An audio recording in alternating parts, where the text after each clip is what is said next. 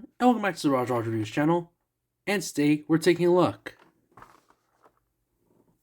at the S.H.Figuarts Roronoa Zoro from One Piece. Looking at the front of the box, you have this amazing, front sort of like window right here showing the figure and the accessories. You also get this really cool visual right here on the side with Zoro. You get his name, of course.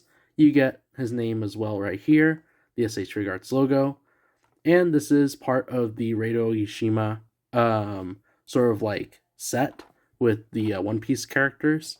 There is the One Piece logo up here and a bunch of little stickers here on the bottom with the brands. And on this side, you do get some other visuals from the figure. So it shows the different faces, and then of course it does include this extra face right here for Luffy, which we'll show later on. And here in the back, you do get some more visuals of the figure, sort of like a little description as well. Some other warnings and stuff here on the bottom. On the side, you get his name, and then a little visual right here. On the bottom, you get this really cool sort of like title sort of thing. And on top, of course, you get that awesome sort of like cutout of Luffy's little like head. But other than that, I'll go ahead and open up the box and see what's inside. Opening up the side panel right here, he does come with instructions, and then of course we can go ahead and slide out the tray of the figure. And here he is. I'll get him out of the plastic. And here he is out of the box. And looking up close, he looks incredible. Like, I'm loving what I'm seeing already. Like, it's Zoro from the series, and just visually, I can already tell this might be one of my favorites. And like I usually do, I'll go ahead and start from top to bottom. Look at the head, it looks incredible. You can see that they did an amazing job with the face printing right here. Of course, he has a scar on his eye, he has that serious expression, but look at that. That is so cool seeing Zoro in the sort of like S.H.Figuarts line, and especially with his newer look. Of course, you can't have Zoro without his moss head hair right here. It's very bright. I love it. And then he has his earrings on his left ear. And he has tons of articulation right here, as you can see. He has a joint here at the neck and the top of the head. So, like, the movement is very, very nice and smooth. Here, side to side, back, and forward. Look at the torso. Of course, this is based off of his sort of like the Raid of Onishima sort of look. So he has his black outfit right here. I love this sort of like, wrinkled style that they have going throughout it. It makes it look more realistic. And then of course he has a scar right here in the front of his chest. Has some gold little like buttons right here. But overall, it's a really nice look. And he does have a ball joint right here in the waist, and I love this. Look how cool. His midsection actually moves with it, so you're not just sticking with this solid piece up here. It's very flexible. So here's side to side, back, and forward.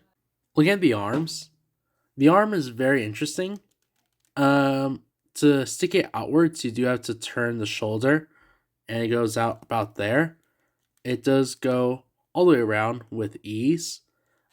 He does have like this butterfly joint, but it really just goes like up and down additionally from what you're usually getting right here.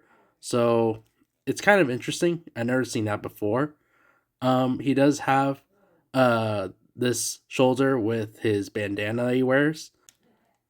His elbow goes up right there. He has a swivel here around the elbow, I believe. I kind of felt it before. And then, of course, he does have articulation at the wrist and at the hand. The other side as well. Arm sticks out right there. Goes all the way around with ease, as you can see. Elbow goes right there. And I finally saw it's below the shoulder. That's where the swivel's at. It's the same on this arm as well. And then, of course, he does have a swivel here at the wrist, at the hand. Look at the waist.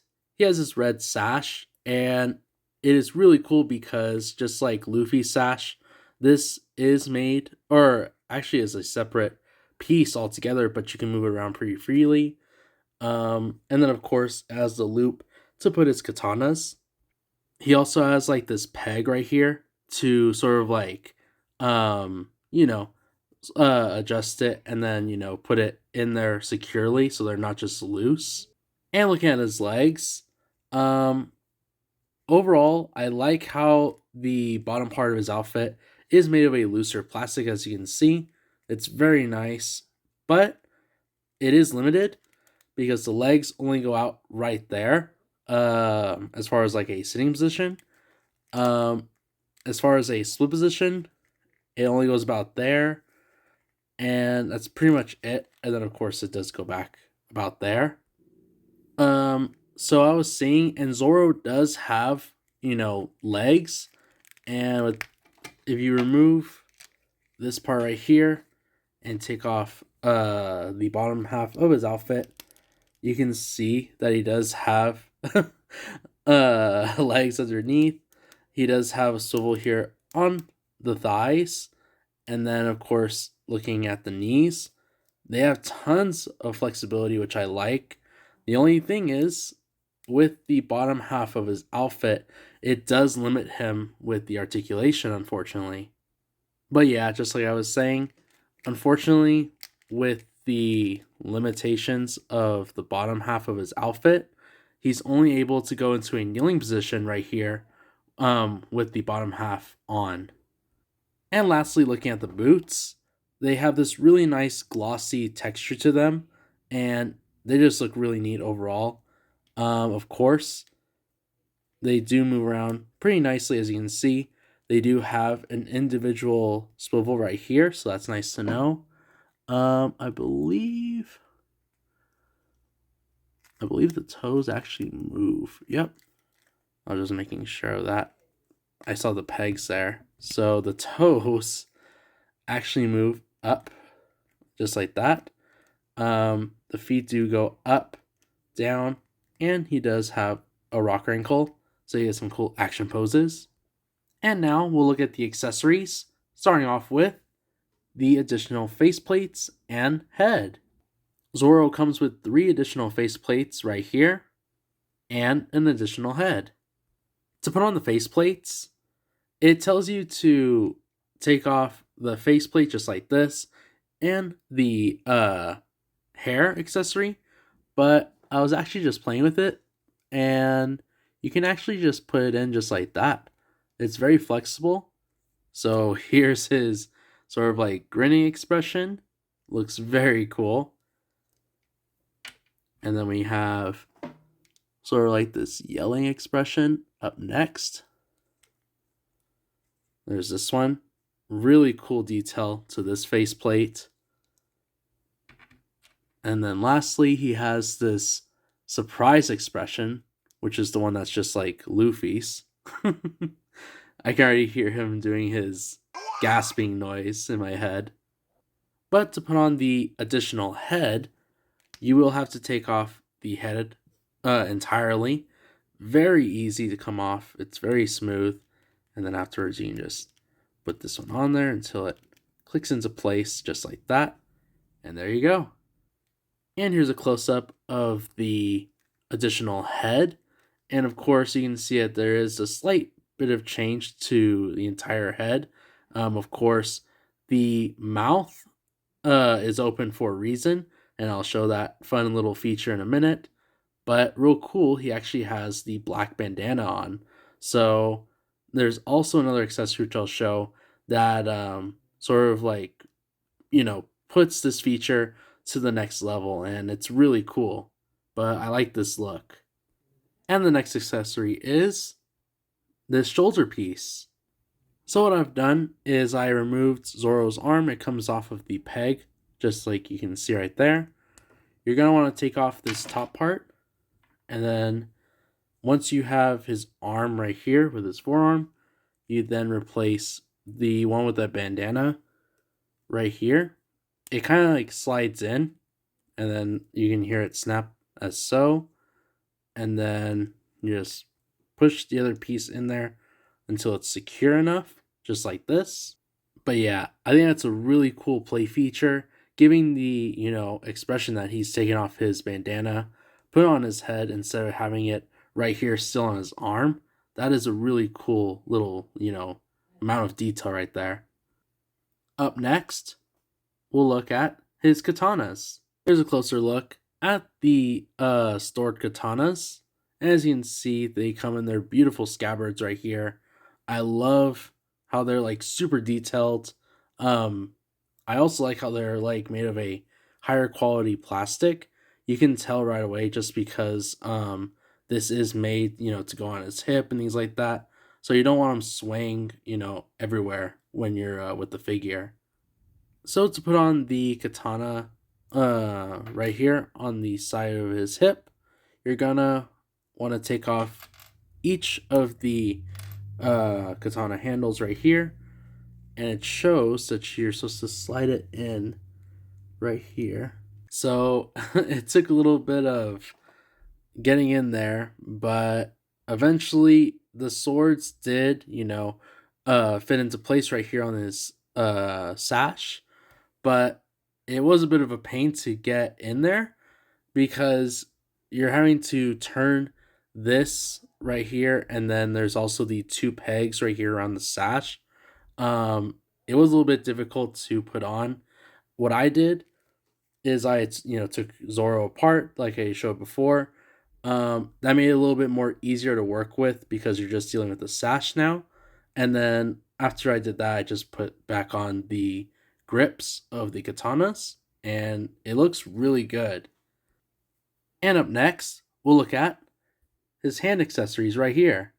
He comes with two extra pairs of hands. One pair is open, and the other ones are to wield his swords. To put on the other hand, just like all other figures, you can take off the hand from the peg, attach it right here until it clicks in place, and there you go. But for the last accessories, you are going to need these two hands that he comes with, which are slightly open to hold his katanas. And lastly, we'll look at the full katanas right here, and we'll start off with his first one, the Wano Ichimonji. So here's his first katana. As you can see, they did an amazing job with the overall look. Like, it looks exactly the same. Has this really cool like white grip right here with the gold ends, and then of course that beautiful blade right there. Up next, we have the Katetsu third, and this one looks just as amazing. I love how in the light it picks off or like picks up this beautiful purple color right here in the blade. That is really neat feature. And then of course it does have like this gray and gold grip right here. And finally, here's Emma. This katana looks incredible. This one picks up a nice blue sort of like shade, and then has this purple and gold grip. So put on the katanas. It shows right here on his right, you put Emma. So I just went ahead and slid that into his hand right there. On his left, he has the Katetsu. So I'll put that there. And this is the cool part. So remember I was talking about his mouth? This is the feature I've been wanting to see. So the Wano Ichimonji actually has a grip right here, which he actually bites down on. And look at that. That is so cool. I've always wanted a Zoro figure that actually holds all three swords. That is neat. And real quick, here is Luffy with his surprise expression. I love how these figures have additional faceplates for Luffy. I am wanting to get the rest of the Revo Ishima, lineup, just so I can have like additional accessories for Luffy. And before I do the overview, here's a size comparison with some of the other figures. Of course, we have to start off with the original sort of like anime heroes Zoro right here. Um, this was one of my most popular videos, actually my number one for a little bit before it got replaced with, I believe it is either Frankie now or one of the One Piece card game decks. But yeah, it is pretty interesting seeing the difference between the sizes. The anime heroes Zoro is slightly taller. And then here's a comparison with the S.H.Figuarts Zoro and Luffy side by side. So as an overview of the figure, honestly, he's pretty good. Um, Other than the fact that you do have to assemble, like, the scabbards right here on the side of his hip, and then the arm, it is a bit of a pain to attach and things like that. But after you're done, the playability is endless. Like, this is definitely a figure that you're gonna want, especially if you're a big One Piece fan like I am. You're gonna need this Zoro in your collection. I also like the fact that finally we have a Zoro that, or at least I have a Zoro that holds the third sword in his mouth. Unlike the Anime Heroes one, I was a bit disappointed with that feature not being included, but thankfully I found my Zoro. So yeah, overall it is a decent figure. Other than the assemble part, I didn't like, but the playability is, limitless, like I said before. But I am gonna leave here and say if you enjoyed the video, be sure to leave a like, and if you like the content you see here on the channel so far, be sure to subscribe and be sure to follow me on my Instagram page. Hope you guys have an awesome rest of your day. I'll catch you all on the next one.